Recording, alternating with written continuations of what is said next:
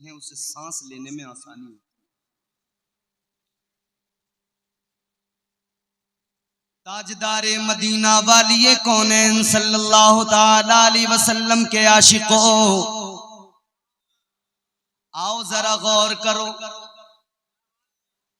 एक इंसान बीमार हुआ, हाजी साहब बीमार हुए, अस्पताल में एडमिट कर दिया गया। डॉक्टर ने कहा मशीन पे रखा जाएगा। दिल की धड़कनों पे काबू करने के लिए, दिल की धड़कनों को मेंटेन करने के लिए, सांस को बराबर चलाने के लिए, ऑक्सीजन देने के लिए मशीन लगाई जाएगी। डॉक्टर ने मशीन लगाई। एक दिन मशीन पर रहे, 2 दिन मशीन पर रहे, 3 दिन मशीन पर रहे। चौथे दिन आराम आ गया, तबीयत अच्छी हो गई, सुकून मिल गया। डॉक्टर ने कहा ठीक है अब घर चले जाओ, छुट्टी दे दी जाती है हॉस्पिटल से। अब तुम्हें अस्पताल से छुट्टी दी जा रही है, घर जाओ, दवाई खाते रहना, 2-3 मरतबा दिखाने भी आ जाना। डॉक्टर ने डिस्चार्ज किया तो बिल बना के दिया।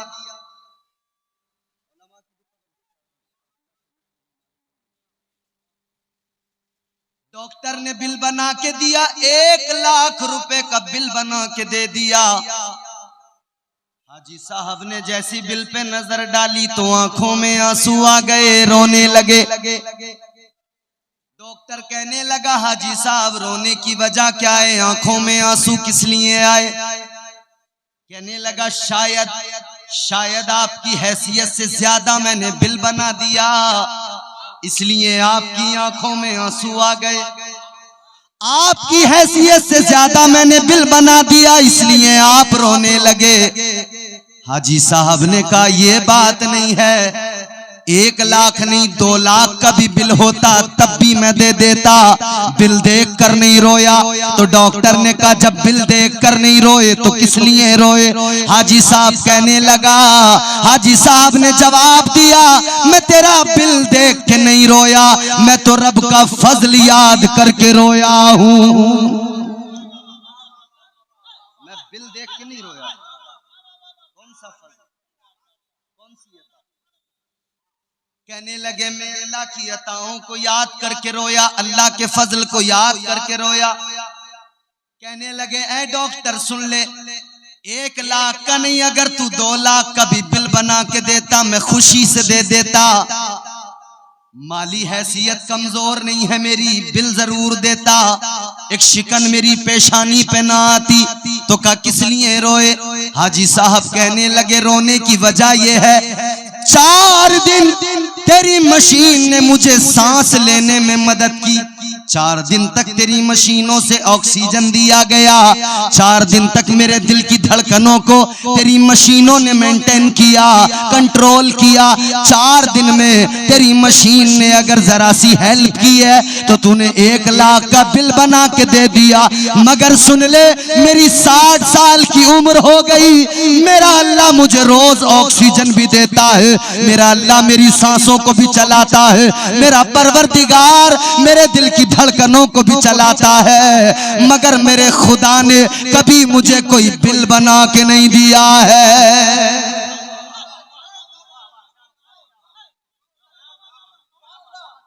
उसका फजल है,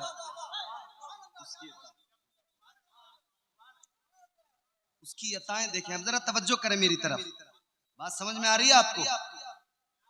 पीछे वाले भी जरा सुनेंगे तो थोड़ा सा आप इंशाअल्लाह आप महसूस होंगे, आपको अच्छा लगेगा यकीनन।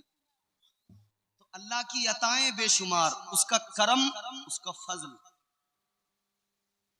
हम अपनी जानिब नजर डालें तो हमारे शबो रोज गुनाहों में गुजरते हैं, गुनाहों पर गुनाह किए जा रहे हैं।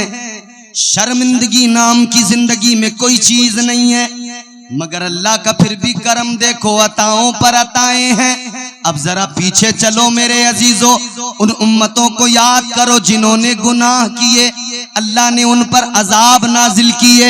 एक उम्मत ने क्या गुनाह किया, क्या नाफरमानी की? अल्लाह ने फरमाया हफ्ते हफ्ते के रोज मछलियां नहीं पकड़ना है। उन्होंने क्या किया, उन्होंने कहा हफ्ते के रोज पकड़ने का अल्लाह ने हुक्म नहीं दिया, मना कर दिया। तो उन्होंने क्या किया, अच्छा अल्लाह की कुदरत भी देखें, जिस दिन अल्लाह ने मना किया कि इस दिन मछली नहीं पकड़ना है, अल्लाह ने मछलियों को भी हुक्म दे दिया कि हफ्ते के रोज तुम्हें किनारे पे पहुंच जाना है, दरिया के किनारे पे चले जाना है। मछलियां भी किनारे पे आ गई, इधर पकड़ने को मना कर दिया गया, शिकार करने को मना कर दिया गया। अल्लाह अकबर, गौर करो मेरे अजीजों। अब इन लोगों ने क्या किया, इन्होंने कहा कोई ऐसी तरकीब निकालो, कुछ ऐसा करो कि मछलियां भी ना पकड़े और मछलियां पकड़ भी ले, काम भी हो जाए, गुनाहगार भी ना बने। इन्होंने घरों के अंदर को नाले खोद लिए, दरिया से नाले तैयार करके घरों तक लाए, घरों में छोटे छोटे हौज बना लिए। हौज बनाने के बाद में कहा हफ्ते के रोज मछलियां घर में आ जाएंगी, इतवार के दिन मछलियों को पकड़ लेंगे। इन्होंने वैसा ही किया, हफ्ते के रोज वो मछलियां इनके घरों तक आ गई, इन्होंने घरों में मछलियों को रखा। इतवार के दिन पकड़ना चाहा, अल्लाह ने फरमाया मछलियों पानी के साथ वापस दरिया में चली जाओ। मछलियां सारी दरिया में चली गई, अल्लाह को नागवार गुजरा, अल्लाह ताला नाराज हो गया। अल्लाह ने फरमाया तुमने मेरा हुक्म नहीं माना, तुमने नाफरमानी की है, तो नाफरमानी करने वालों पे अल्लाह ने क्या अजाब नाजिल किया। परवरदिगारे आलम ने शक्लें बिगाड़ दी, चेहरे बिगाड़ दिए, अल्लाह ने बंदर बना दिया। ऐ नबी के आशिकों, मुस्तफा के गुलामों, आज जलसे के बाद में जब अपने घर पे जाना, आईना उठाना और अपना चेहरा देखना और अल्लाह का शुक्र अदा करना, कहना है मौला मैं तो दिन रात गुनाह करता हूँ, एक नाफरमानी नहीं, मुसलसल नाफरमानियां किया करता हूँ, लेकिन चेहरा भी सलामत है, अभी शक्ल भी सलामत है, मेरा हुस्न भी सलामत है, सब कुछ सलामत है, आज़ाए बदन सलामत है। अल्लाह का शुक्र अदा करना। और लोगों ये भी जान लो, अगर अल्लाह अजाब नहीं भेजता, ये तेरा मेरा कमाल नहीं है, ये मदीने वाले मुस्तफा का कमाल है।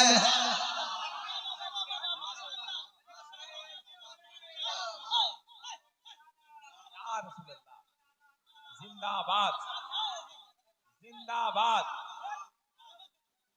बात आपको समझ में आ रही है तो आप भी कह सकते हैं सुभान अल्लाह। जब पीछे वालों को शर्म तो नहीं आ रही है आपको?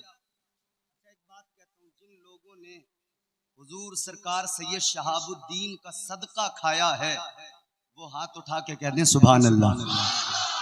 आए हाय माशाअल्लाह, सब बुजुर्गों वाले हैं, सब अकीदत वाले हैं। और देखो हाथ उठाने में कभी नहीं घबराना, कभी नहीं शर्माना। अब मैं आपको यहाँ से मुसलसल कुरान सुनाऊंगा, आप कुरान सुनते जाना, मेरी बात को समझते जाना। बात मेरी हो मत मानो, बात इन उलमा की हो मत मानो, मगर जब बात कुरान की हो, अल्लाह का कलाम हो, तो फिर तेरी मेरी औकात नहीं कि हम इनकार कर सके, फिर मानना पड़ेगा है।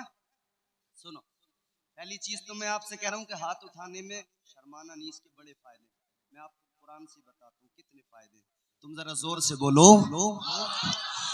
परवरदिगारे आलम खालिक़े अर्ज़ो समा रब्बे लम यज़ल व ला यज़ाल ने कुरान मजीद में फरमाया, पढ़ो सूरह यासीन, अल्लाह का फरमान है, अल यौमा नख्तिमु अला अफ़वाहिहिम व तुकल्लिमुना ऐदीहिम। अल्लाह ने फरमाया ऐ मेरे बंदो, मैदान महशर में ज़बानें बंद हो जाएंगी, हाथ गवाही देंगे। ऐ लोगों याद रखना, ज़बानें बंद हो जाएंगी, हाथ गवाही देंगे। आज नबी की बज़्म में बैठकर, अल्लाह वाले के जलसे में आकर इस बात को याद रखो, हाथ उठा उठा के सुभान अल्लाह कहो, ताकि ये हाथ गवाह बन जाए। कल मैदान महशर में ये हाथ गवाही दे दे, अल्लाह के हुजूर कह दे, ऐ मौला ये बंदा गुनाहगार जरूर था, ऐ परवरदिगार ये सियाकार जरूर था, मगर जब जब इसने तेरा जिक्र सुना, तेरे महबूब की मज़्म में आया, तेरे महबूब के महबूबों के जलसे में आया, मौला इसने तेरा कलाम सुना, इसने हाथों को उठाकर गवाह बनाया और इसने तेरी पाकी का ऐलान किया है।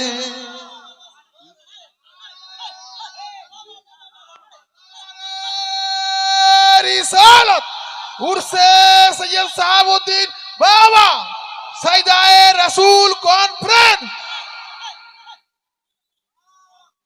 अल्लाह की अताएं अब जरा देखो, हमारी जिंदगी, अपनी जिंदगी पे नजर डालें, हम गुनाह पे गुनाह, गुनाह पे गुनाह, गुनाह पे गुनाह करते हैं, मगर अल्लाह फजल पे फजल, फजल पे फजल, फजल पे फजल करता क्यों है? क्योंकि उसका सबसे बड़ा जो फजल है ना हम पर, वो मेरे मुस्तफा की जात है।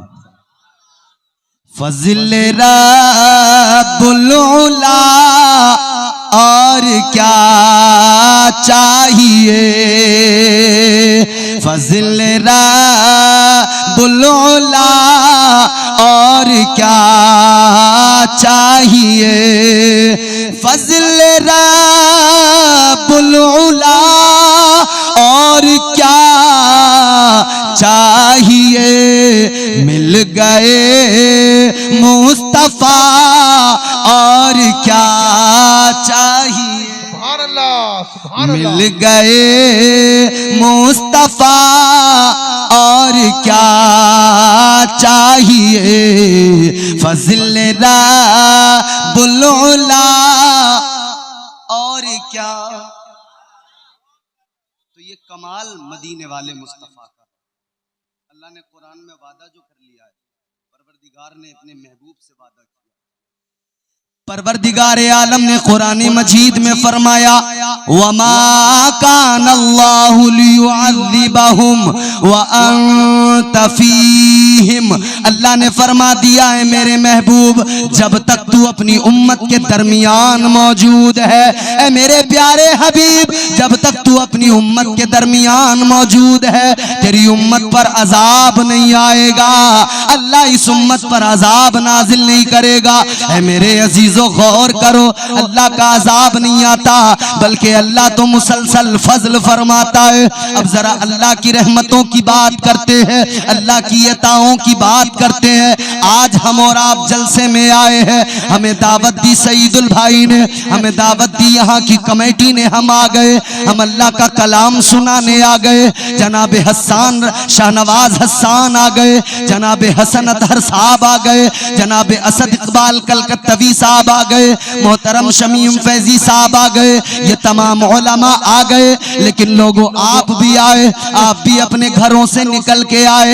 ये ईमान की रमक है जो आपको लेके आई है, ये जज्बे ईमान है जो लेके आया है, ये रब की मोहब्बत है जो लेके आई है, ये मुस्तफा का प्यार है जो लेके आया है। और अल्लाह की रहमतें तो बहाने तलाश करती हैं, अल्लाह की रहमतें तो पुकारती हैं बंदों को। अब जरा सुनो अल्लाह ने क्या फरमाया, अल्लाह ने गुनाहगारों पर फजल फरमाया, अल्लाह ने गुनाहगारों से प्यार का इजहार किया। अल्लाह ताला ने कुरान मजीद में फरमाया, कुल या इबादियल्लज़ीना असरफू अला अनफुसिहिम ला तक़नतू मिन रहमतिल्लाह। परवरदिगार ने कुरान मजीद में बंदों को पुकारा, पुकारने का अंदाज क्या है?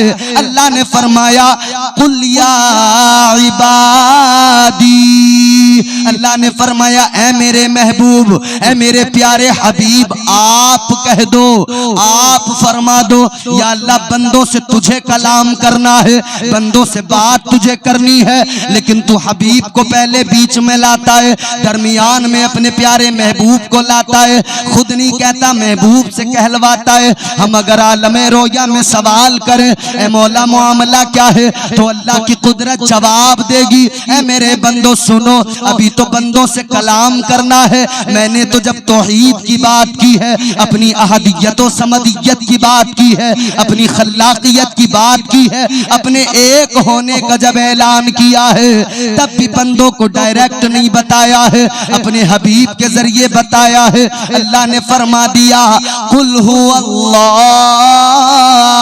अहद अल्लाहु समद। अल्लाह ने जब तौहीद का ऐलान किया, अपनी अहदियत का ऐलान किया, तब भी अपने महबूब के जरिए कहलवाया, ऐ महबूब आप कह दो, वो अल्लाह अल्लाह कितने हैं? देखा है किसी ने? नहीं देखा ना, देखा किसी ने नहीं है, मगर अल्लाह ने तो फरमा दिया, ला तुदरिकुहुल अबसार। अल्लाह ने फरमा दिया वो आंखें नहीं है किसी के पास जो मुझे देख सके। मूसा जैसे जलीलुल कद्र पैगंबर, उन्होंने का मौला जलवा दिखा। अल्लाह ने फरमाया नहीं देख सकते, तो अर्ज किया मौला मैं नहीं देख सकता तो कौन देखेगा? अल्लाह ने फरमाया वो आंखें सिर्फ और सिर्फ मैंने अपने प्यारे महबूब को अता की है, जो मेरा दीदार कर सकती है। वो निगाहें मुस्तफा को अता की गई। इसीलिए तो मेरे इमाम ने, ताजदारे बरेली ने, इमाम अहले सुन्नत ने कहा जिस तरफ उठ गई दम में दम आ गया, उस निगाहे इनायत पे लाखों सलाम। तो वो आंखें जो रब का दीदार कर सके वो सिर्फ मुस्तफा को। मैंने आपने नहीं देखा मगर हम तो इतना कहते हैं, एक देखने वाले का कहा मान लिया है, एक देखने वाले का कहा मान लिया है, और बिन देखे हमने तुझको खुदा मान लिया है। देखा नहीं है, हुजूर ने बता दिया, मानते हैं। तो अल्लाह ने फरमाया महबूब आप कह दो अल्लाह एक, आप कह दो। या अल्लाह हुजूर से क्यों कहलवाया? हुजूर से कहलवाने का मकसद क्या है? आज लोग बड़ी बातें करते हैं ना कि अल्लाह से डायरेक्ट मांग लो, डायरेक्ट मांग लो, हुजूर के वसीले की जरूरत नहीं। अल्लाह ताला ने सूरह तौहीद में ऐलान कर दिया, जब अपनी अहदियत की बात आई तब बंदों को अकीदा दे दिया, मिजाज दे दिया। अल्लाह ने फरमाया है मेरे बंदो सुनो, मैं तो खुदा हूँ, मैं तो खुदा हूँ, मैं खुदा होकर तुमसे बगैर महबूब के वसीले के बात नहीं करता, तो तुम्हें किसने हक दे दिया कि तुम बंदे होकर बगैर सरकार के वसीले के रब से बात कर लो? तो हुजूर को वसीला बनाना पड़ेगा। अल्लाह ने फरमाया कुल या इबादी, महबूब आप कह दो ऐ मेरे वो बंदो। अब बंदों को रब ने पुकारा है, बंदों को अल्लाह ने पुकारा। अच्छा कुरान में अल्लाह ने बंदों को और मकामात पर भी पुकारा, तो अंदाज क्या रहा? अल्लाह ने जब बंदों को पुकारा तो फरमाया व इबादुर रहमानिल्लज़ीना यमशूना अलल अर्दि हौना हौना व इज़ा खातबहुमुल जाहिलूना क़ालू सलामा।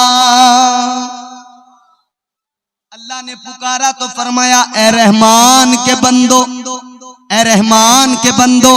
और जब अल्लाह ने कहा रहमान के बंदो तो फिर नेक परहेजगार समझे कि अल्लाह ने हमें पुकारा, उन्होंने सर उठा लिए। गुनाहगार शर्मा गए, उन्होंने सर झुका लिए। अल्लाह ने अगले मकाम पे पुकारा, अल्लाह ने फरमाया नब्बी इबादी अन्नी अनल गफूरुर रहीम। अल्लाह ने बंदों को पुकारा तो अंदाज क्या रहा? अल्लाह ने बंदों को पुकारा तो रहमान के बंदों कहकर पुकारा। नेक परहेजगारों ने सर उठा दिया, गुनाहगारों ने शर्म से सर झुका दिया। लेकिन जब इस मौके पर अल्लाह ने पुकारा, अल्लाह ने फरमाया ऐ मेरे महबूब आप मेरे बंदों से जरा कहो, आप जरा उम्मत से कहो। अल्लाह ने फरमाया कुल महबूब आप फरमा दीजिए या इबादी ऐ मेरे बंदो। तो नेक समझे हमें पुकारा, परहेजगार समझे हमें पुकारा। नेकों ने सर उठा दिए, गुनाहगारों ने मामूल के मुताबिक शर्म से सर झुका दिए। इन्होंने समझा हम तो गुनाहगार हैं, हम तो सियाकार हैं, हम तो इस लायक नहीं है कि अल्लाह हमें पुकारे, हम तो इस लायक नहीं है कि हमारा खुदा हमसे बात करे। लेकिन आगे अल्लाह ने फरमाया अल्लज़ीना असरफू अला अनफुसिहिम।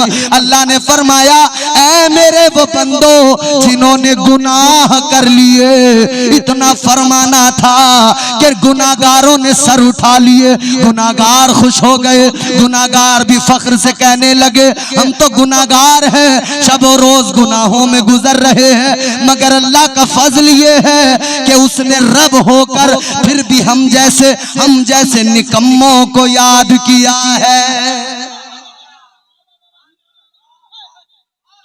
उसने खुदा होकर हम जैसे निकम्मों को याद किया, हम जैसे गुनाहगार।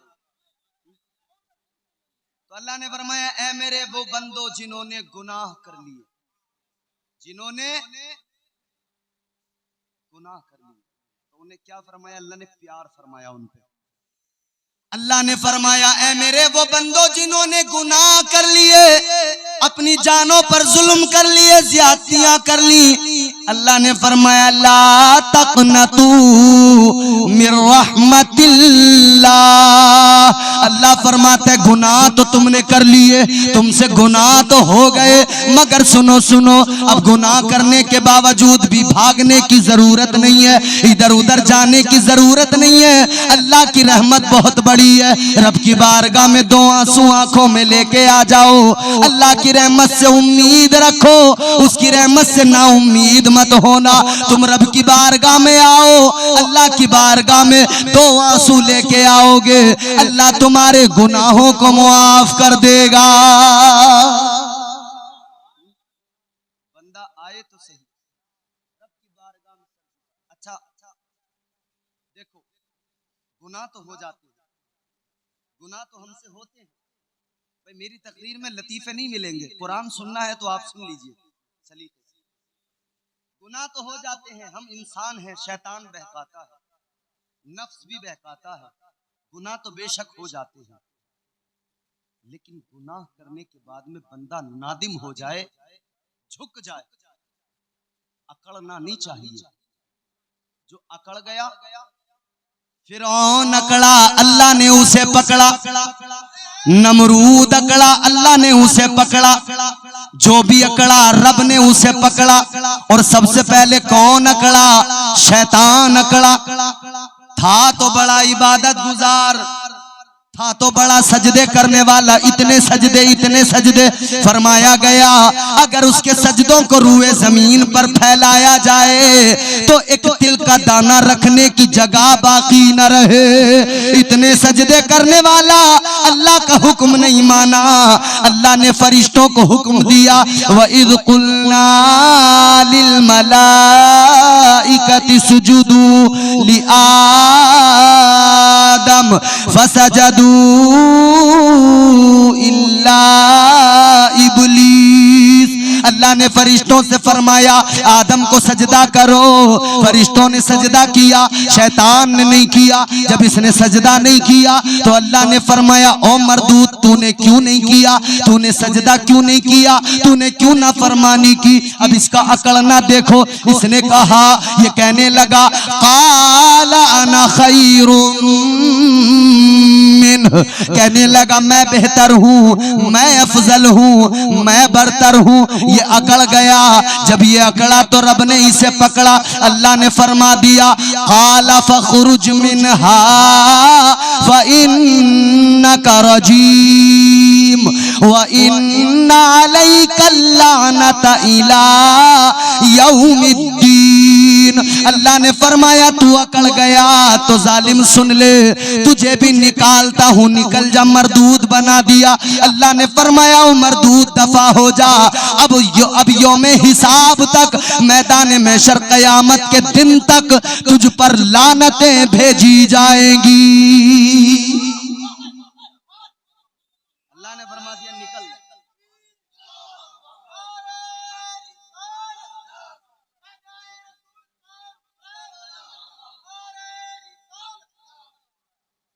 अल्लाह ने फरमाया निकल जा, दफा हो जा, तुझ पर होंगी लानत। तो इसने भी अल्लाह की बारगाह में कुछ कहा, ऐसे नहीं निकल गया। अब सुनो, मैं असल आपको गुफ्तगू की तरफ ला रहा हूँ, लुब्बे लुबाब जहां जो मेरा है गुफ्तगू। इसने कहा मौला निकलूंगा तो सही, मगर जिसकी वजह से निकल रहा हूं उससे मेरी दुश्मनी। कहने लगा अल्लाह आदम की वजह से निकल रहा हूं। आदम से दुश्मनी तो सिर्फ आदम से नहीं, इंसानियत से दुश्मनी, आदमियत से दुश्मनी। कहने लगा या अल्लाह जा तो रहा हूं मगर कहां जाऊंगा। कहने लगा लअक़ुदन्न लहुम सिरातकल मुस्तक़ीम। कहने लगा मौला जा तो रहा हूं मगर कहीं और नहीं जाऊंगा, सिराते मुस्तकीम पर बैठ जाऊंगा। जो तेरे बंदे तेरा कुर्ब हासिल करने तेरी बारगाह में आएंगे उनको बहकाऊंगा, उन्हें नेकियों के रास्तों से हटाकर गुनाहों के रास्तों पे ले जाऊंगा। अब जरा तवज्जो करना मेरे अजीजों, अब जरा ये बात तवज्जो से सुन लेना, रब की अताएं भी देख लेना, रब का प्यार भी देख लेना, रब की मोहब्बत भी देख लेना। अल्लाह की बारगाह में शैतान ने कहा मौला सिराते मुस्तकीम पर बैठ जाऊंगा, तेरे बंदों को बहकाऊंगा। इसने आगे मजीद कसम खा के कहा, कहने लगा क़ाल फ़बिइज़्ज़तिका लअग़वियन्नहुम अजमईन।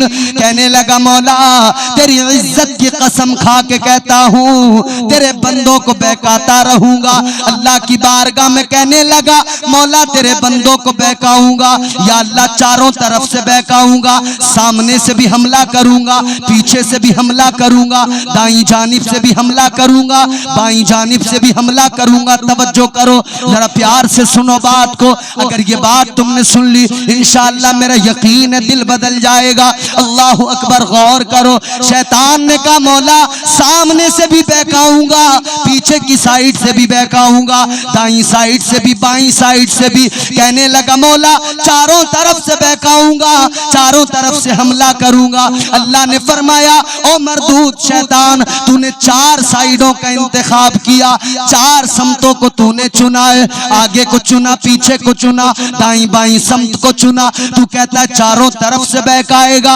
मगर सुन ले चार साइडें तेरी है तो तूने दो साइडें छोड़ दी है, दो समतें तूने छोड़ दी है। अल्लाह ने फरमाया तू चार तरफ से बहकाएगा, चार साइडें तेरी, दो साइडें मेरी।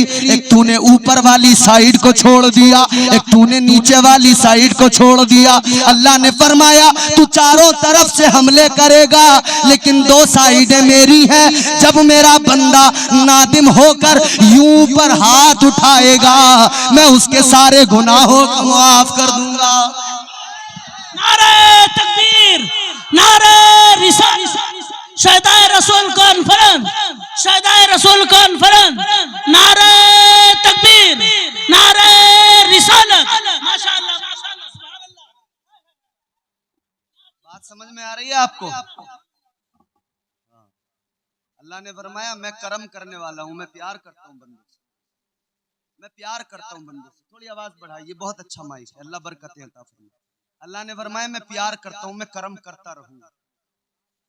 परवरदिगारे आलम ने फरमाया तू चारों जानिब से, चारों तरफ से बहकाएगा, मैं दो जानिब से करम करूंगा, ऊपर से भी करम करूंगा, नीचे से भी करम करूंगा। अल्लाह ने फरमा दिया अगर मेरा बंदा ऊपर को हाथ उठा देगा तब भी करम करूंगा, और नीचे जमीन पे सर झुका देगा तब भी मैं बंदे पे करम कर दूंगा, उसके गुनाहों को मुआफ कर दूंगा।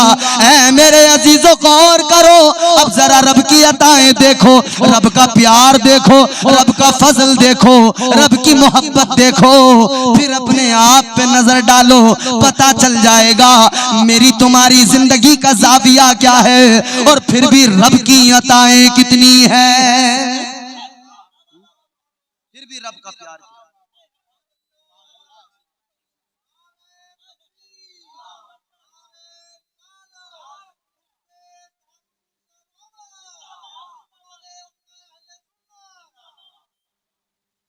तो शैतान ने कहा मैं बहकाऊंगा, अल्लाह ने फरमाया बहका। अल्लाह ताला ने फरमाया तू बहकाएगा मगर मैंने तौबा का दरवाजा खोल दिया है और मेरी रहमतें बंदों को मुसलसल बुला रही हैं, अल्लाह की रहमतें पुकार रही हैं। फरमाया या अय्युहल इंसानु मा गर्रका बिरब्बिकल करीम। अल्लाह ने फरमाया ओ गाफिल इंसान, इधर उधर भागने की जरूरत नहीं है। कहां भागता है? आजा आजा अपने रब की बारगाह में आजा, आकर देख तो जरा तेरा रब बड़ा करीम है, बड़ा करम करने वाला है, बड़ा फजल करने वाला है। तेरे गुनाह चाहे जितने भी ज्यादा हो, रब की रहमतों से बड़े नहीं हो सकते हैं। रब की रहमतें तो बहाने तलाश करती है, इसीलिए तो कहा गया रहमते हक बहानमी जोयद, फरमाया गया रब की रहमतें बहाने तलाश करती है। आओ सुन्नियों, मैं बताता हूँ कैसे बहाने तलाश करती है, अल्लाह की रहमतें किस तरह बहाने तलाश करती है। आओ मेरे आका की बारगाह में चलो, मदनी ताजदार की बारगाह में चलो, मुस्तफा जाने रहमत की बारगाह में चलो। मस्जिद नबवी शरीफ है, मेरे आका के सहाबा दाएं बाएं है, झुरमुट में मिसले कमर आका जलवा फरोज है। मेरे आका ने फरमाया मैदान महशर का मंजर मेरे आका ने बयान फरमाया। मेरे आका फरमाते हैं मैदान महशर को याद करो। आका ने फरमाया महशर में एक इंसान होगा, उसके अमाल तोले जा रहे होंगे, उसके अमाल का मीजान पर वजन किया जा रहा होगा। अल्लाह अकबर, गौर करो। मेरे आका ने फरमाया एक पलड़े में नेकियां हैं, एक पलड़े में गुनाह है, मीजान पर उसके अमाल तोले गए। अब देखो रब की रहमतें कैसे बहाने तलाश करती है। जब अमाल तोले गए, एक पल्ले में नेकियां हैं, दूसरे में गुनाह, अल्लाह ताला की बारगाह है, मीजान पर अमाल तोले गए तो नेकियां और गुनाह इतने हैं कि दोनों बराबर। अब जन्नत में जाना है तो बस एक नेकी की जरूरत है, एक नेकी कम पड़ गई, एक नेकी और होती तो जन्नत में चला जाता, एक नेकी और मिल जाती तो परवाने नजात मिल जाता। लोगों जरा सोचो उस वक्त उस इंसान पे क्या गुजरेगी जिसकी एक नेकी कम पड़ जाए। वो सोचेगा काश मैंने एक नेकी और कर ली होती तो मेरा भी काम बन जाता। बस एक नेकी। अच्छा, यहाँ इलेक्शन होते ना, इलेक्शन है भैया, एक वोट से कोई हार जाए फिर उससे पूछो, 5 साल तक सदमे से बाहर नहीं निकलता, सोचता यार एक वोट अगर मिल गया, बार बार उसके दिमाग में आता है एक फर्जी डलवा दिया होता मैंने तो मैं जीत गया। तो एक वोट से हारने वाला बस इस फिक्र में है कि यार मैं कैसे हार गया, और जिसे महशर में एक नेकी कम पड़ गई वो भी तो वहां सोच रहा है काश एक नेकी और होती तो मेरा काम होता। आज गुनाह पे गुनाह करने वालों जरा वो मंजर याद किया करो, सोचा करो मैदान महशर में अगर एक कम पड़ गई तो क्या होगा। इधर शराब के जाम उठाने वालों सोचा करो एक कम पड़ गई तो क्या होगा। नमाजें छोड़ने वालों जरा सोचा करो उधर अगर कम पड़ गई तो क्या होगा। कोई वहां पर नेकी भी नहीं देगा, इसलिए कि अल्लाह ने उस बंदे से फरमाया एक कम पड़ गई, जा मैं करम करता हूँ, जा अगर कोई मिल जाए तुझे ऐसा जो नेकी दे दे तो चला जा, एक नेकी लेके आ जा। अल्लाह ने मौका दे दिया, जा एक मौका, एक नेकी लेके आ। ये चला, इसने सोचा कहाँ जाऊं, तो सोचने लगा पहले जो रिश्ते करीबी होते ना आदमी वहीं जाता है जिनसे मोहब्बत होती है। ये मेरी माएं बहनें बैठी हैं, जरा गौर से सुनो। इसने सोचा माँ से ज्यादा प्यारा रिश्ता कोई नहीं, कहने लगा माँ से ज्यादा मोहब्बत करने वाली जात कोई नहीं। और वाकई बात भी सच्ची है, माँ की ममता, माँ का प्यार, माँ की ममता के समंदर की गहराई को नापा नहीं जा सकता, माँ के प्यार को तोला नहीं जा सकता। मुनव्वर राना ने इसीलिए तो कहा बुलंदियों का बड़े से बड़ा निशान छुआ, बुलंदियों का बड़े से बड़ा निशान छुआ, उठाया गोद में माँ ने तब आसमान छुआ। ये मैशर में माँ के पास गया, इसने कहा मेरी माँ तूने बड़ा प्यार किया मुझसे, 9 महीने तक अपने शिकम में रखा, फिर मेरी विलादत हुई, तूने तकलीफें सही, दर्द बर्दाश्त किए, तेरी चीखें भी निकली, लेकिन तू हर दर्द भूल गई। जब तूने मेरा चेहरा देख लिया, हर गम भूल गई, हर दर्द भूल गई, मेरी खुशी में खुश हो गई, मेरी खुशी तेरी खुशी बन गई, मेरा दुख तेरा दुख बन गया। ऐ मेरी माँ तूने बड़ा प्यार किया, लेकिन आज भी जरा सी मोहब्बत की खैरात लेने आया हूँ, आज भी जरा सी मोहब्बत तेरी मुझे चाहिए। कहने लगा मेरी माँ तेरे लाल को एक नेकी की जरूरत है, ऐ मेरी माँ मुझे एक नेकी दे दे।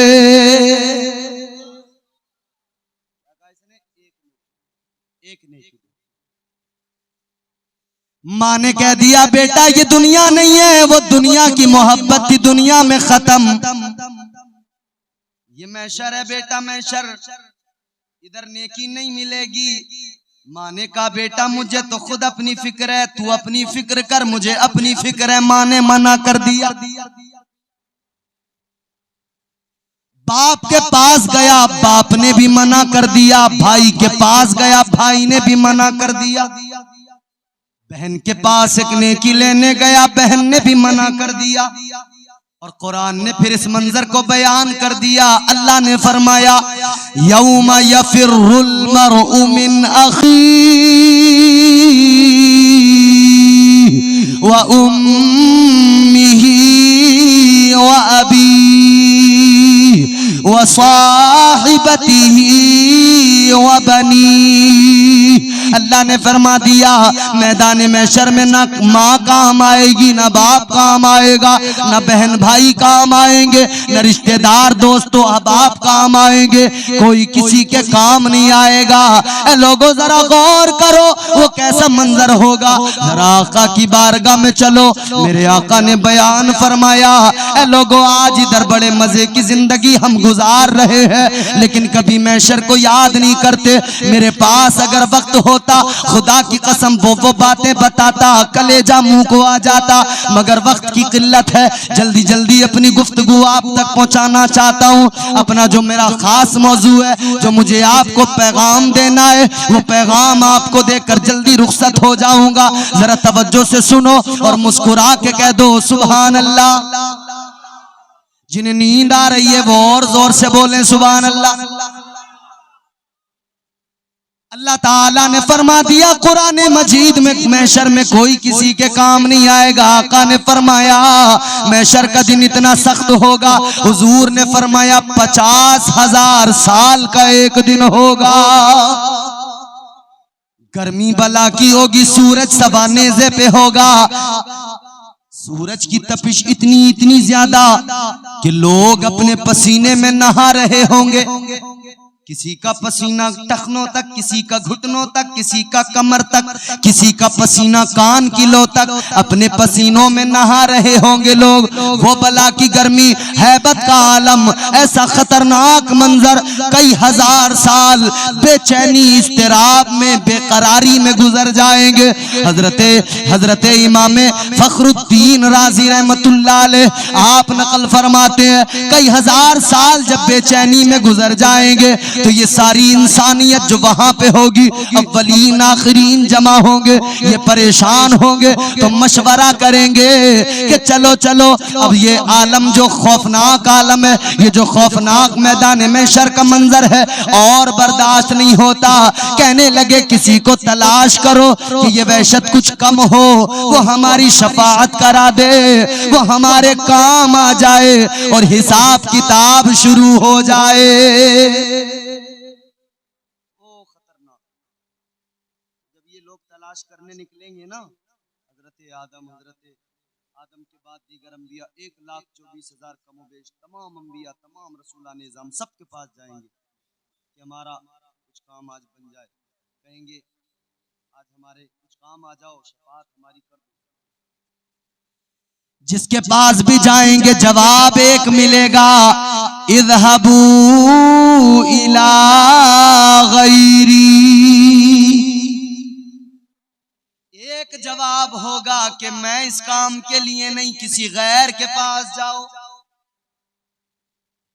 ऐ लोगों जरा गौर करो, उस कयामत के मैदान में एक नेकी की जरूरत पड़ गई। माँ ने भी मना कर दिया, बाप ने भी मना कर दिया, भाई बहन ने भी मना कर दिया, रिश्तेदारों ने भी मना कर दिया। जब सब ने मना कर दिया तो इसे लगा अब नेकी नहीं मिलेगी, और नेकी नहीं मिलेगी तो जन्नत में नहीं जाऊंगा। हसरत के साथ में सर झुका के मुंह उतर गया, चेहरा उतर गया, और उसी हसरत से चेहरा झुकाए हुए खुद ही दोज़ख की तरफ जाने लगा। इसने सोचा नेकी नहीं है तो जन्नत नहीं मिलेगी, खुद ही हसरत के साथ चेहरा झुका के जाने लगा दोज़ख की तरफ। मगर जब जा रहा है प्यारे, तो इसे रास्ते में एक और इंसान मिला। इसने जब उसको देखा, उसने इसको देखा, उसने कहा कहां चला? इसने कहा एक नेकी कम पड़ गई, नेकी सबसे मांग ली, किसी ने नहीं दी। अब सोच रहा हूं क्या करूं, नेकी नहीं है तो जन्नत नहीं मिलेगी, इसीलिए खुद ही दोज़ख की तरफ चल पड़ा हूं। इसने कहा एक नेकी कम पड़ गई। वो कहने लगा तुझे एक नेकी कम पड़ गई और मेरे पास में कोई नेकी नहीं है, एक ही नेकी है। उसने कहा तेरे पास हैं तो सही नेकियां, एक ही तो कम है। बोला मेरे पास तो नेकी नहीं है, एक ही है बस। कहने लगा एक नेकी फकत मेरे पास है, और एक नेकी की बुनियाद पर मैं जन्नत में नहीं जा सकता। कहने लगा एक नेकी मुझे जन्नत में, बोलो कहने लगा एक नेकी की वजह से मैं जन्नत में नहीं जा सकता, तो लिहाजा ये नेकी मेरे किसी काम की नहीं, मगर तुझे अगर दे दूं तो तेरा काम बन जाएगा। अगर ये एक नेकी तुझे मिल जाए तो तू जन्नत में चला जाएगा। इसने कहा ये एक नेकी है, मैं नहीं जा सकता जन्नत में, चल मैं तो दोज़ख में जा ही रहा हूँ, कम से कम तू जन्नत में चला जाए। इसने कहा ये नेकी ले, तू चला जा जन्नत में। इसने नेकी ली, खुश हो गया, अल्लाह की बारगाह में आया, कहने लगा मौला मैं नेकी ले आया। फिर से अमाल तो ले गए, वजन किया गया, मीजान पर अमाल को तोला गया। फिर जब दोबारा तोला गया, अब नेकियों के पल्ले में वो नेकी रखी गई, नेकियों का पलड़ा भारी हो गया। अल्लाह ने फरमाया तू नेकी ले आया, अब तुझे परवाने जन्नत अता किया जाता है। अल्लाह ने फरमाया जा जन्नत में चला जा। ये जन्नत में जाने लगा, अभी जन्नत की तरफ जा ही रहा था कि अल्लाह ने फरमाया ओ जन्नत में जाने वाले जरा रुक जा। जैसे अल्लाह ने फरमाया ना रुक जा, ये फिर घबरा गया। इसने कहा बड़ी मुसीबत से, बड़ी मुश्किल से, बड़ी मेहनत से एक नेकी लाया था, काम बना था, जन्नत में जा ही रहा था कि अब अल्लाह ने आवाज दी है। इसे डर लगा पता नहीं अब क्या हो, क्योंकि ऐसे आलम में आदमी खाइफ हो जाता कि जैसे तैसे तो काम बना था यार। जो ट्रेन में बगैर टिकट के सफर करता वो इधर उधर टीटी को देख के भागता है, और फिर जब वो देखे कि टीटी चला गया तो उसे राहत की सांस आती है कि हो गया काम, और फिर पीछे से टीटी आवाज दे दे इधर आओ, इसे लगता लो जी बचे बचाए, फिर फंस गए। नेकी मिल गई थी, जन्नत का परवाना मिल गया था, जा रहा था, लेकिन अल्लाह ने रोका तो डर लगा कि कहीं रह ना जाऊं, कहीं बना बनाया काम ना बिगड़ जाए। कहने लगा या अल्लाह हाजिर हूँ हुक्म। अल्लाह ने फरमाया ये बता नेकी कहां से लाया? मैदान महशर में तुझे नेकी किसने दी है, कहां से लाया? कहने लगा मौला वो दोज़ख की तरफ एक आदमी मिला था, उसने दी। अल्लाह ने फरमाया जा उसे बुला के ला। ये गया, उसको बुला कर लाया, चल तुझे अल्लाह ने बुलाया है। आ गया अल्लाह की बारगाह में लेकर उसको। अल्लाह ने उससे फरमाया इसको नेकी तूने दी? कहने लगा हाँ मौला मैंने दी। अल्लाह ने फरमाया क्यों दी? कहने लगा या अल्लाह इसे एक की जरूरत थी, मेरे पास में एक के सिवा दूसरी नहीं थी। कहने लगा या अल्लाह मैंने सोचा मैं तो एक नेकी से जन्नत में नहीं जा सकता, कम से कम यही जन्नत में चला जाए। कहने लगा लगा अल्लाह मैंने इसे दे दी। अल्लाह ने फरमाया तूने मैदान महशर में वो काम किया जो कोई नहीं कर रहा है, यानी तूने महशर में सखावत दिखाई है, एक नेकी इसको दी है, तू मैदान महशर में सखावत का मुजाहिरा कर रहा है, मगर ये बता सबसे बड़ा सखी कौन है? इसने कहा सबसे बड़ा सखी अल्लाह है।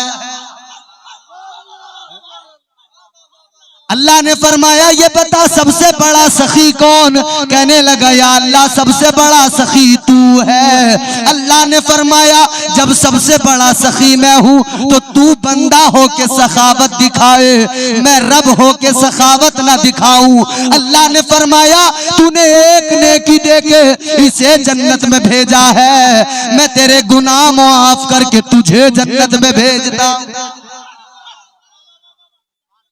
रहमते हक बहानमी जोयत, अल्लाह की रहमतें बहाने तलाश करती हैं, मगर कोई आए तो सही रब की बारगाह में, कोई आए तो सही आंसू बहाए तो सही। यहाँ तो दुनिया में मगन है, मस्त रात दिन, बस रात दिन हमारी जिंदगी वही गुनाह पे गुनाह, गुनाह पे गुनाह। तो हमारी जिंदगियां वही गुनाह पे गुनाह, गुनाह पे गुनाह, गुनाहों में गुजर रही हैं। बोलो भाई, ये हमारी नौजवान नस्ल बैठी है, ये फ्यूचर है हमारा, नौजवान तबका बैठा है, इनसे मैं खास तौर पे बात कर रहा हूं। ऐ नौजवानों याद रखना अल्लाह ने जवानी दी है तो अल्लाह की अताओं को मत भूल जाना। जवानी के नशे में इतने मखमूर ना हो जाना कि अल्लाह को भूल जाओ। अपने रब की रहमतों को मत भूल जाना, रब की अताओं को मत भूल जाना, रब के प्यार को मत भूल जाना, रब के फजल को मत भूल जाना। हालांकि ये बात तो सच है कि शैतान तुम्हें बहकाता होगा और बहकाता भी है और बहकाएगा भी, और शैतान के साथ साथ एक और चीज है नफ्स, वो भी बहकाता है। नफ्स क्या है? नफ्स की कई किस्में हैं। अच्छा, हम गुनाह करते हैं तो क्या कहते हैं? शैतान ने बहका दिया। बोलो, ये कहते हैं ना, गुनाह करने वाला गुनाह करके कहता है शैतान ने बहका दिया। लेकिन ये बताओ मेरे प्यारे, जब तक शैतान शैतान नहीं बना था तो उससे पहले तो कोई शैतान ही नहीं था। तो जब उसने नाफरमानी की उसे किसने बहकाया? वही तो बाद में शैतान बना, पहले तो नाफरमानी उसने की। तो फरमाया गया शैतान जो नाफरमानी उसने की उसे किसी और ने नहीं, उसके नफ्स ने बहकाया। किसने बहकाया? और ये हर इंसान के साथ है, मोमिन काफिर हर किसी के साथ नफ्स अम्मारा जो हमेशा गुनाहों की तरफ लेके जाता है। नफ्स की और भी किस्में हैं, नफ्स मुल्हिमा, नफ्स लव्वामा, नफ्स मुतमइन्ना, ये मंजिलें हैं नफ्स की। नफ्स जब उस मंजिल पे पहुंचता है नफ्स मुतमइन्ना, तो फरमाया कि फिर वो गुनाहों की तरफ रग़बत ही नहीं दिलाता, हमेशा नेकियों की रग़बत दिलाता है। और नफ्स अम्मारा हमेशा गुनाहों की रग़बत देता, हमेशा गुनाहों। ऐ लोगों, नफ्स क्या है जरा सा समझो। अल्लाह ताला ने जब नफ्स को पैदा किया तो परवरदिगार ने फरमाया ऐ नफ्स ये बता मैं कौन हूँ? ये नफ्स कहने लगा अंता अंता अनाना, कहने लगा तू है, मैं हूँ। इसने क्या जवाब दिया? आज भी हम लोग जवाब देते हैं ना, किसी की बात चले, किसी की तारीफ हो, कहा जाए असद इकबाल कलकत्तवी साहब बहुत बड़े शायर हैं, तो फिर कोई दूसरा कहता हाँ तो वो हैं बड़े शायर मगर हम भी तो हम हैं। कहते हैं वो हैं बड़े मगर हम भी तो हैं। आज जो लोग ये कहा करते हैं मैं अना करने वाले, हर इंसान कर रहा है। हर इंसान अपने आप को सबसे आला समझ रहा है, अपने आप को सबसे अफजल समझ रहा है, अपने आप को सबसे बेहतर समझ रहा है। मगर याद रखना मेरे अजीजों, ये बरतरी का तसव्वुर ये इंसान को कहां पहुंचाता है? ये इंसान को मगरूर बना देता है, ये इंसान को मुतकब्बिर बना देता है। गुरूर जब इंसान के अंदर आता है तो क्या क्या होता है? कहने वाले ने कहा, अखलाक की दौलत से कभी दूर न होना, अखलाक की दौलत से कभी दूर न होना, कौनैन भी मिल जाए तो मगरूर न होना। यहां तो किसी पे 4 पैसे आ गए, मगरूर हो गया। अल्लाह ने जरा सा नवाज दिया, मगरूर हो गया। अल्लाह ने जरा सा हुस्न दिया तो मगरूर हो गया। अल्लाह ने जरा सूरत अच्छी दे दी, मगरूर हो गया। सूरत पे इतराने वालों, दौलत पे इतराने वालों, शोहरत पे इतराने वालों, ये भी याद रखना, अल्लाह तबारक व तआला ने सब कुछ तो दिया है, मगर जो सांसों की डोरी है वो इतनी कमजोर है कि पता ही नहीं कब टूट जाए। अरे सांसों की डोरी इतनी कमजोर है, तब आदमी इतना मगरूर है। और अगर पता होता इंसान को कि अभी मरूंगा नहीं या इतने साल जिंदा रहूंगा, तब क्या हाल होता? फिर क्या आलम करता है नफ्स? अल्लाह के नबी की बारगाह में जिब्राइल अमीन बुलबुले सिदरा ताइरे सिदरा अदब का मुरक्का बनकर बालों पर समेटे हुए आ गए। अर्ज करने लगे, काला जिब्रील अलैहिस्सलाम या मुहम्मद सल्लल्लाहु अलैहि वसल्लम, इश्मा शीता फइन्नका मय्यितुम व अहबिब मन शीता फइन्नका मफारिकुहु व अमल मा शीता फइन्नका मज्जियुम बि। अल्लाह के नबी की बारगाह में बुलबुले सिदरा ने अर्ज किया, कहने लगे, या रसूल अल्लाह, अपनी उम्मत को बता दीजिए, अपनी उम्मत से फरमा दीजिए, अल्लाह ने जो जिंदगी अता की है, अल्लाह ने जो सांसें अता की है, जिंदगी चाहे जैसे गुजार ले, मगर इतना याद रखे एक दिन मरना जरूर है। ये अल्लाह वाले का उर्स है, हजरत सैयद शहाबुद्दीन रहमतुल्लाह अलैह। उर्स की महफिल में आए हो ना तो जरा बुजुर्गों की बारगाहों में चलो। बुजुर्गों ने यही तो तालीम दी है कि लोगों एक दिन मौत आएगी, मौत से पहले मौत की तैयारी कर लो। बुजुर्गों की यही तो तालीम है कि अपने नफ्स पे काबू पालो, अपने नफ्स को कंट्रोल में कर लो। ये बुजुर्गों की तालीम है। मगर हम आस्तानों वाले आज हमने देखे, ये नए नए आस्तानों वाले निकल के जो आए, बुजुर्गों ने कहा, अल्लाह वालों ने कहा नफ्स पे काबू करो, नफ्स पे कंट्रोल कर लो। इन्होंने कहा हाँ, नफ्स पे काबू नहीं करेंगे, बल्कि नफ्स जो कहेगा वही करेंगे और मजार पे बैठ के करेंगे। तो इन्होंने ढोलकें बजानी शुरू कर दी, इन्होंने सुल्फे पीने शुरू कर दिए, इन्होंने मजारों पे बैठ के गांजे पीने शुरू कर दिए, चिलम में दम मारने शुरू कर दिए, कव्वाली के नाम पे मुजरा करना शुरू कर दिया, नाचना गाना शुरू कर दिया।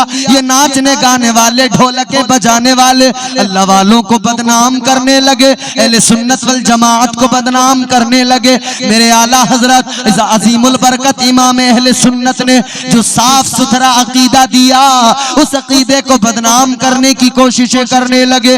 और आज तुमने देखा होगा कई दरगाह वाले, कई खानकाहों वाले, इन्हें चिढ़ है आला हजरत से। किस लिए चिढ़ है? इसलिए चिढ़ है कि जो भी शरीयत के खिलाफ काम करना चाहता है, आला हजरत का कलम उसके बातिल अकीदे पे अपना नश्तर मारता है तो फासिद खून निकलने लगता है। आला हजरत का कलम चलने लगता है, तलवार बन के चलता है। आला हजरत का कलम चलता है तो आला हजरत का कलम पैर में जंजीर बन के रोक लेता है। इन्हें इसीलिए तो आला हजरत से चिढ़ है, इसीलिए तो आला हजरत से जलते हैं कि आला हजरत कोई नौटंकी नहीं करने देते, आला हजरत ढोलके बजने नहीं देते, आला हजरत मुजरा नहीं करने देते। मेरे इमाम ताजदारे बरेली ने मुजरा करने से रोक दिया, इन्हें आला हजरत से चिढ़ हो गई। मेरे इमाम ने चिलम पीने से रोक दिया, इन्हें आला हजरत से चिढ़ हो गई। और याद रखना, तुम्हें जितने नशेड़ी, जितने चिलम वाले मिलेंगे,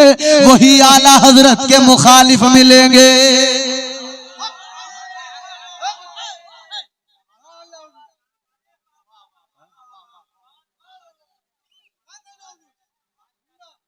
जितने भी चिलमबाज होंगे इन्हीं दिक्कत होगी।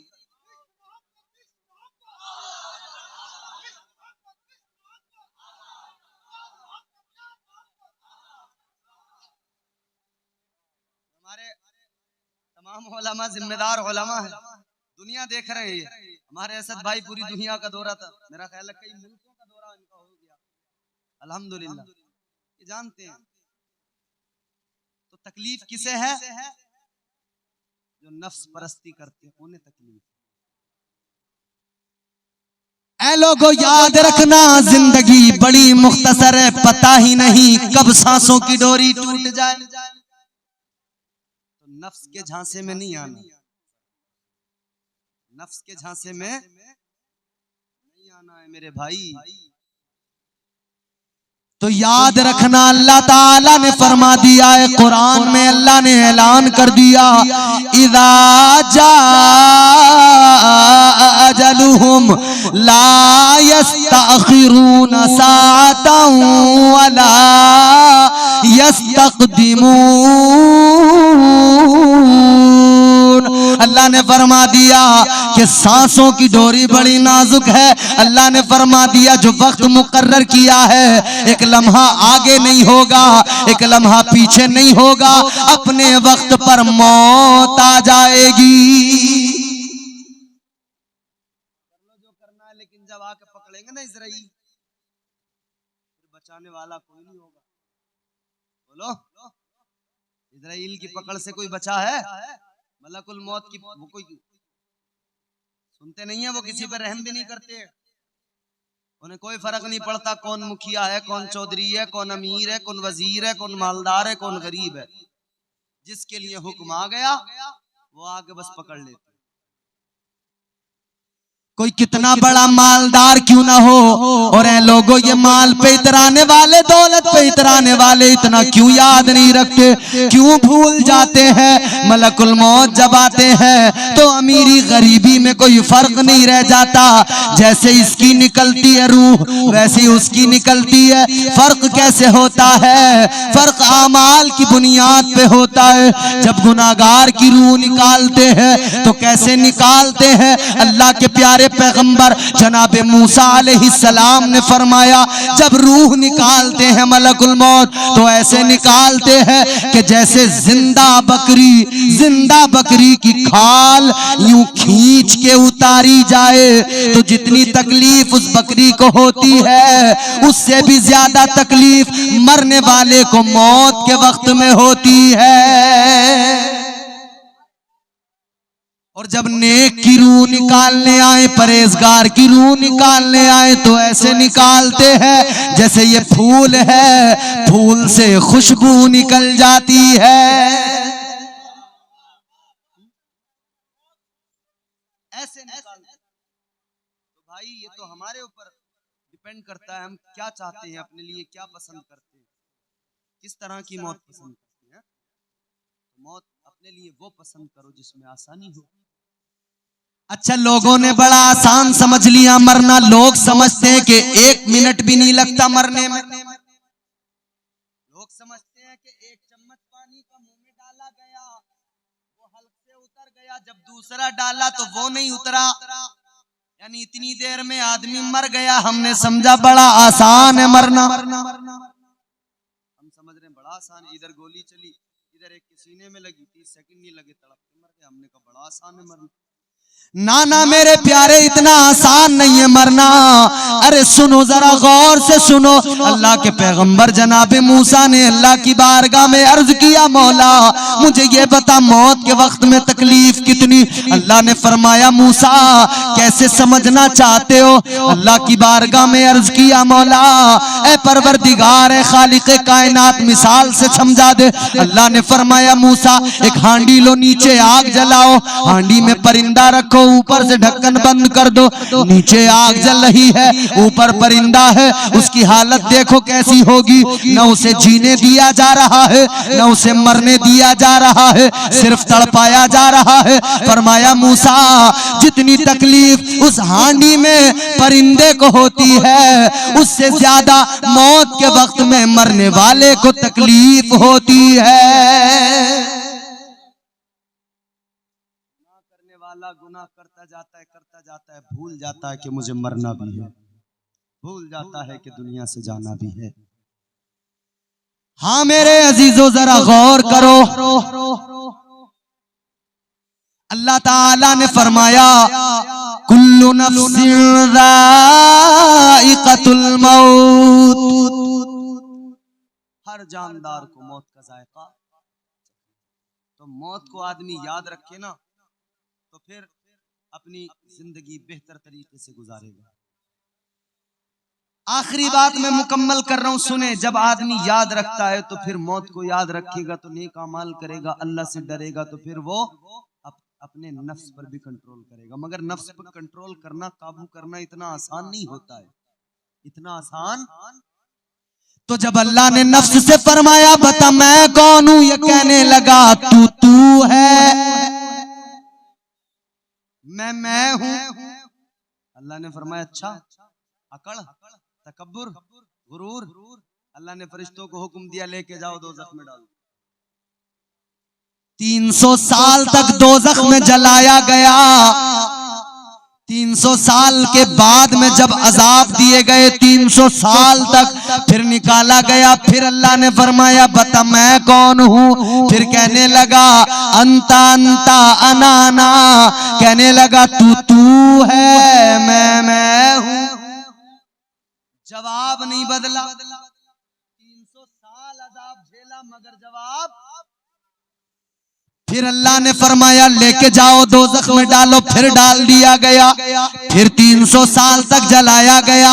फिर 300 साल तक अजाब दिए गए। फिर निकाला। फिर अल्लाह ने फरमाया बता मैं कौन हूं। जवाब फिर भी वही था। कहने लगा अल्लाह तू है, मैं हूं। अल्लाह ताला की बारगाह में फरिश्तों ने अर्ज किया ए मौला 3 बार इससे सवाल हो गया, इसे अजाब भी दिए गए मगर फिर भी जवाब नहीं बदला। कहने लगे अल्लाह फिर लेके जाएं दोज़ख में। अल्लाह ने फरमाया नहीं, दोज़ख में ना लेके जाओ, दोज़ख में इसे अजाब दिया जाएगा, इसका जवाब नहीं बदलेगा। या अल्लाह फिर क्या करना है। अल्लाह ने फरमाया ऐ फरिश्तों इस पर फाकों का बोझ डालो, भूख का बोझ डालो, सजदों का बोझ डालो। जब फरिश्तों के जरिए अल्लाह ताला ने ये बोझ डाला, फाकों का बोझ नफ्स पे डाला, सजदों का बोझ नफ्स पे डाला। फिर अल्लाह ने फरमाया बता मैं कौन हूं।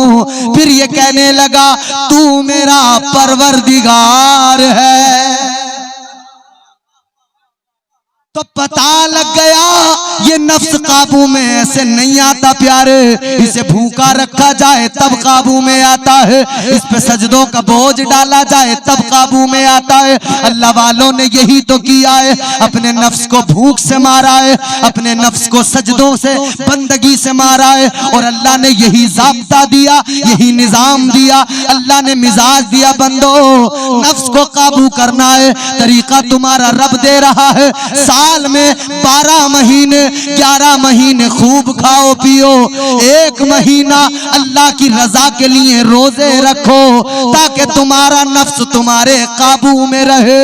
और दिन में 5 नमाजें अल्लाह ने फर्ज कर दी। फरमाया 5 बार सर झुकाओ, 5 बार सजदों का बोझ डाल दो, ये नफ्स तुम्हारे काबू में आ जाएगा।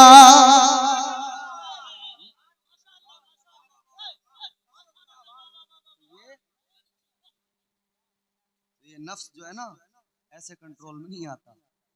ये नफ्स कंट्रोल करना है तो बुजुर्गों की बारगाह में आकर तरीका सीखना।